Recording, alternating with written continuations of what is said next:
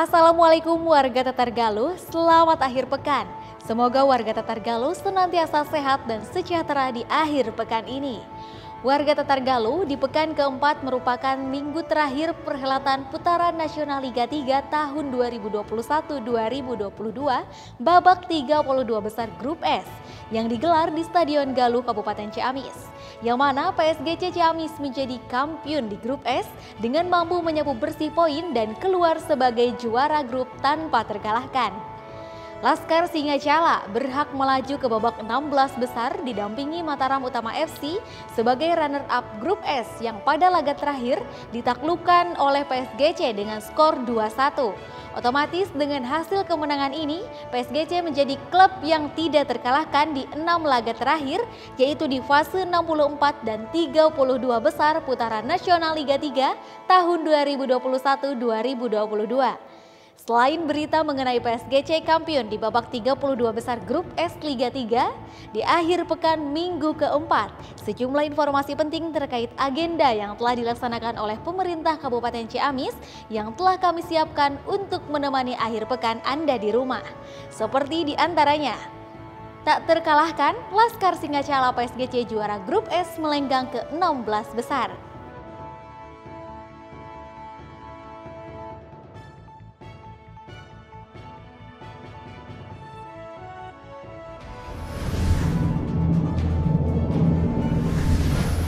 Di antar pelangi, PSGC melaju ke 16 besar Super Sub penentu kemenangan.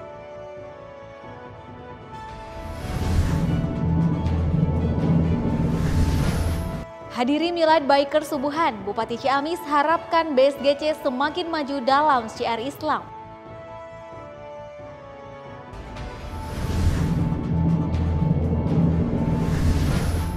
(27 Maret 2022, 75 desa di Kabupaten Ciamis akan menggelar pilkades serentak.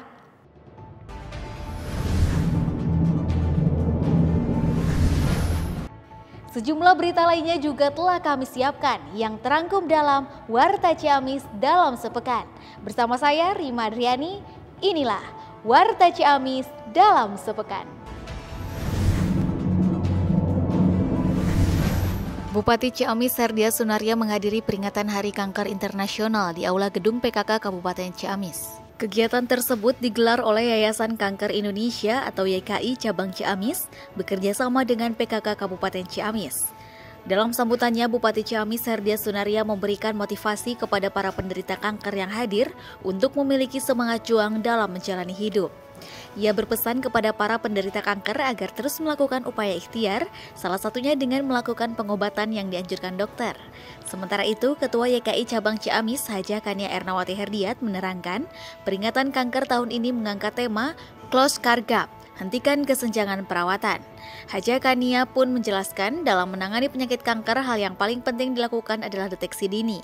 Meskipun dalam kenyataan saat ini, seringkali penderita kanker diketahui saat sudah mengalami kondisi dengan berbagai macam kombinasi penyakit. Menurutnya, deteksi dini menjadi hal utama dalam mengatasi penyakit kanker, agar bisa ditangani sedini mungkin. Wakil Bupati Ciamis Yana Deputra beserta jajaran Forkopimda Ciamis melaksanakan peninjauan pelaksanaan vaksinasi dosis booster bertempat di ruang auditorium Universitas Galuh Ciamis. Vaksinasi diikuti oleh seluruh sivitas akademika Universitas Galuh Ciamis, mahasiswa, dosen, serta umum dan dilaksanakan secara serentak di seluruh Indonesia. Dalam kesempatan tersebut, Wakil Bupati Ciamis juga mengikuti arahan dari Presiden Republik Indonesia Insinyur Joko Widodo melalui Zoom Meeting.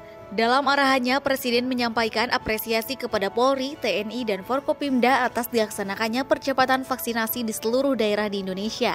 Wakil Bupati Yana Deputra menyampaikan pihaknya beserta Forkopimda, Kapolres, dan Dandim senantiasa melaksanakan akselerasi vaksin di Kabupaten Ciamis, utamanya untuk dosis 2. Wakil Bupati menerangkan saat ini untuk dosis 2 baru mencapai 51%, sedangkan jika ingin masuk level 1, vaksinasi harus mencapai 70%.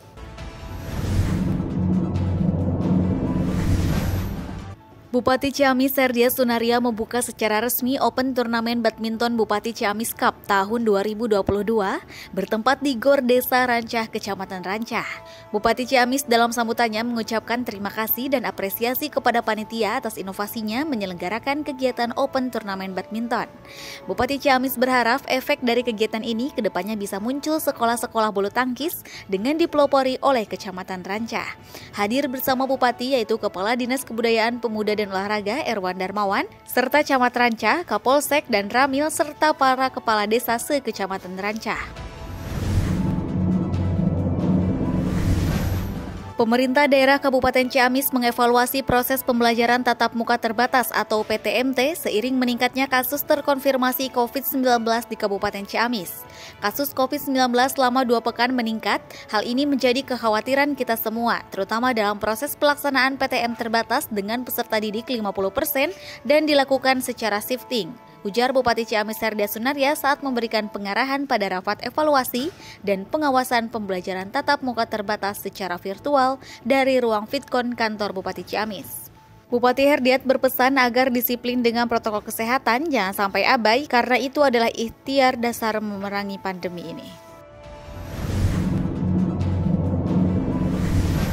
Bupati Ciamis Serdia Sunaria bersama Wakil Bupati Yana Deputra mendampingi Gubernur Jawa Barat Ridwan Kamil untuk meresmikan objek wisata Situwangi di Desa Windoraja, Kecamatan Kawali, Kabupaten Ciamis. Objek wisata Situwangi sebelumnya pada tahun 2021 lalu telah dilakukan pencanangan penataan area danau dengan sumber anggaran dari Pemprov Jabar. Saat ini penampilan objek wisata tersebut sudah jauh berbeda dengan dibangunnya berbagai fasilitas seperti gazebo, jalur pedestrian, amphitheater, masjid, wedding garden, menara pandang, serta tugu macan. Dalam sambutannya, Bupati Ciamis Serdia Sunaria menjelaskan, kondisi objek wisata Situwangi dahulunya merupakan sumber pencaharian masyarakat seperti memancing atau untuk irigasi kolam. Setelah direvitalisasi oleh Pemprov Jabar, tampilannya semakin bagus berbeda dengan tahun lalu. Sementara itu, Gubernur Jawa Barat Ridwan Kamil mengungkapkan pelaksanaan penataan objek wisata Situwangi telah menyerap anggaran 11 miliar rupiah dari Pemprov Jabar. Dengan selesainya pelaksanaan revitalisasi Situwangi ini, semoga dapat dimanfaatkan oleh warga terutama dalam pemulihan ekonomi. Masyarakat Kabupaten Ciamis tengah berbangga atas penampilan apik PSGC di kancah Liga 3. PSGC berhasil menjadi juara grup S dengan menyapu bersih kemenangan dan berhak melaju ke fase 16 besar, bahkan saat PSGC masih menyisakan 1 laga tersisa di babak 32 besar karena telah berhasil memenangkan 2 laga beruntun di babak tersebut. Langkah Mataram Utama FC menuju babak 16 besar di putaran nasional Liga 3 tahun 2021-2022 bukan sebatas mimpi setelah berhasil kandaskan Persak Kebumen dengan skor akhir 2-1.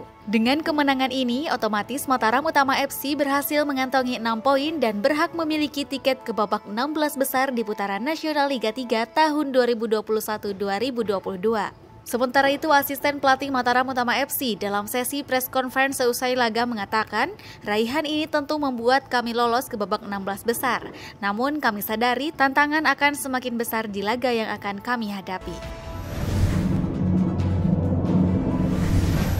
Di antar pelangi, kalimat itu menjadi kalimat yang cocok untuk menggambarkan kegembiraan atas dipastikannya 1 tiket ke babak 16 besar putaran nasional Liga 3 tahun 2021-2022 pada Sabtu 19 Februari 2022 di Stadion Galuh Ciamis saat melawan Gas Kokolaka. Seakan menggambarkan kegembiraan dan sukacita dari seluruh masyarakat Kabupaten Ciamis yang menonton dari rumahnya masing-masing.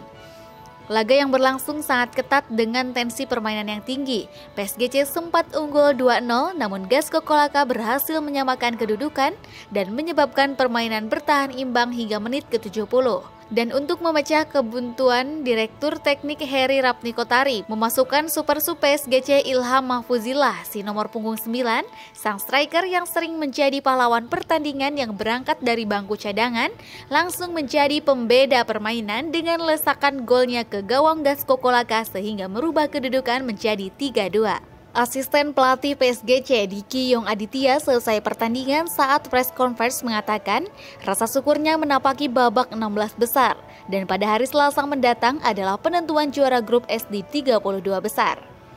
Menurutnya permainan kali ini bukanlah permainan yang seperti biasa dimainkan. Banyaknya kesalahan elementer akan dievaluasi untuk pertandingan selanjutnya. Pemain PSGC Iqbal dalam sesi press conference mengatakan akan melakukan instruksi pelatih secara maksimal berdasarkan hasil evaluasi pelatih. Sementara itu pelatih kepala Gasko Kolaka dalam sesi press conference usai pertandingan mengatakan kemenangan dan kekalahan adalah hal yang biasa dalam sebuah pertandingan. Namun cara kita dalam menjalani pertandingan yang fair play demi persepakbolaan Indonesia yang lebih baik.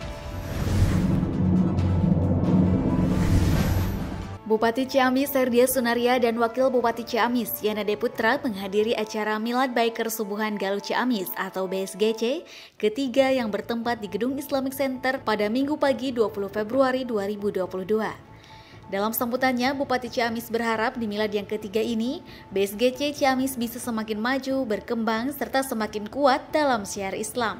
Menurutnya, tema yang diusung tahun ini sangat pas, meskipun dalam BSGC ini terdapat perbedaan umur dan profesi, namun tetap menjunjung tinggi persaudaraan.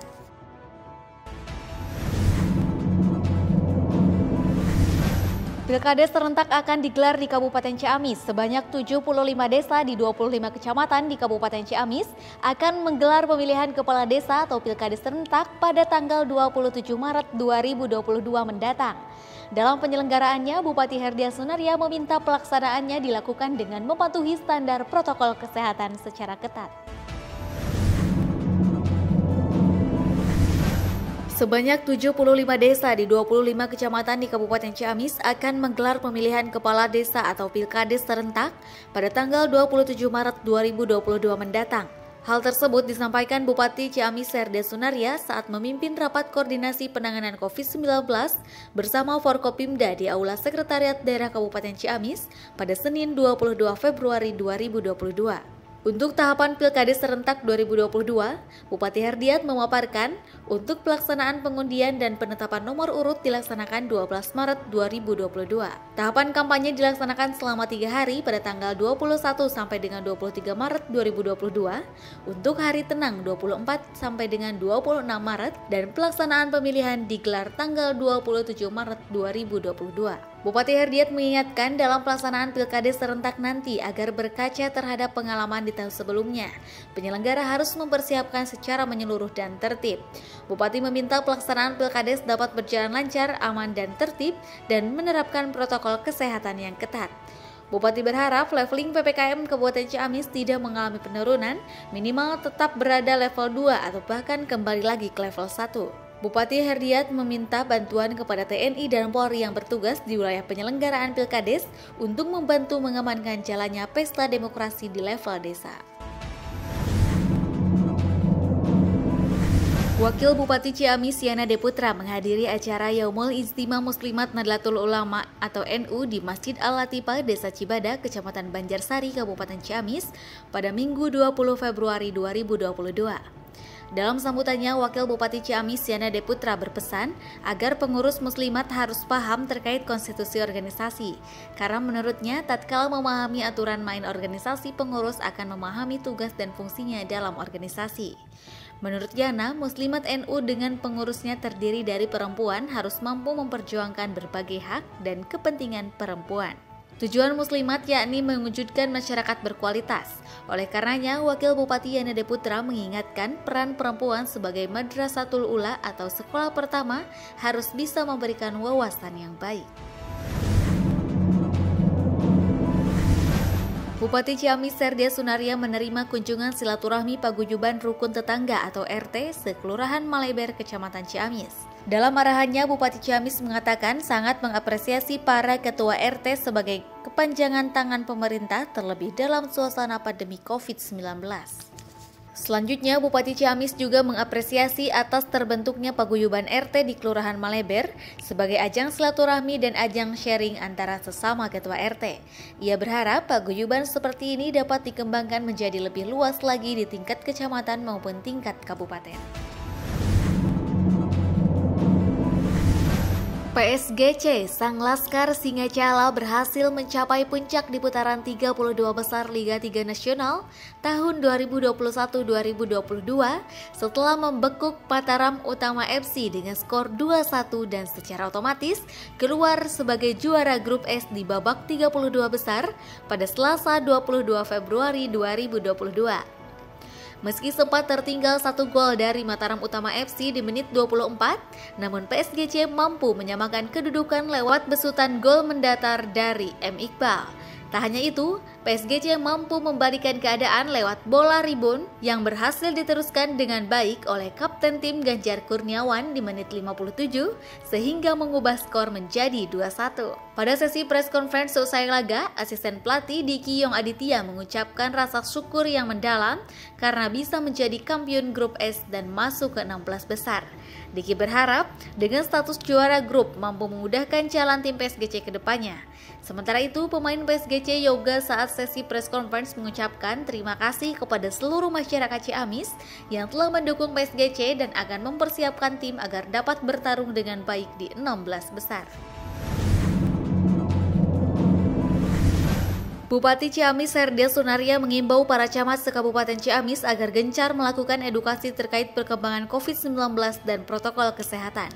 Bupati Herdiat mengungkapkan kasus konfirmasi COVID-19 di Kabupaten Ciamis mengalami peningkatan selama bulan Februari 2022. Ada sebanyak 273 orang terkonfirmasi positif aktif COVID-19, 203 orang diantaranya masih aktif, 68 sembuh, dan 2 orang meninggal dunia. Bupati meminta para camat agar segera mengambil langkah untuk memberikan edukasi dan sosialisasi kepada masyarakat tentang perkembangan COVID-19 di Kabupaten Ciamis. Selain itu, juga edukasi terkait penerapan prokes harus ditekankan. Bupati Ciamis Herdia Sunaria launching SPPT PBB P2 tahun 2022 dan sosialisasi kebijakan pajak daerah dan retribusi daerah di Gedung Islamic Center pada Kamis 24 Februari 2022. Bupati Herdiat dalam sambutannya mengucapkan terima kasih kepada Bank Jabar Banten yang telah bekerja sama dengan pemerintah daerah, bahkan sampai ke tingkat desa dengan aplikasi digitalnya. Hal ini dapat mempermudah dan menghemat waktu dalam pembayaran pajak PBB. Bupati Herdiat juga menjelaskan bahwa pajak merupakan pendapatan asli daerah atau PAD yang sangat penting bagi daerah, sehingga pengelolaan yang optimal termasuk dengan penggunaan aplikasi ini, sehingga mampu mempermudah masyarakat dalam proses pembayaran pajak. Hal ini juga meningkatkan kepercayaan masyarakat terhadap transparansi dalam proses pemungutan pajak. Hal yang harus diapresiasi adalah sejumlah desa yang melakukan upaya taat membayar pajak dengan program bumbung pajak dalam upaya menabung untuk bayar pajak. Warga Tetar Galuh, itulah rangkaian kegiatan pemerintah Kabupaten Ciamis yang berhasil kami rangkum dalam sepekan di minggu keempat bulan Februari 2022. Nantikan tim kesayangan kita PSGC di putaran nasional Liga 3 tahun 2021-2022 babak 16 besar. Jangan lupa tetap jaga kesehatan, patuhi protokol kesehatan 5M dan sukseskan vaksinasi agar kita segera terbebas dari pandemi. Salam hangat dan sampai jumpa di Warta Ciamis minggu depan. Wassalamualaikum warahmatullahi wabarakatuh.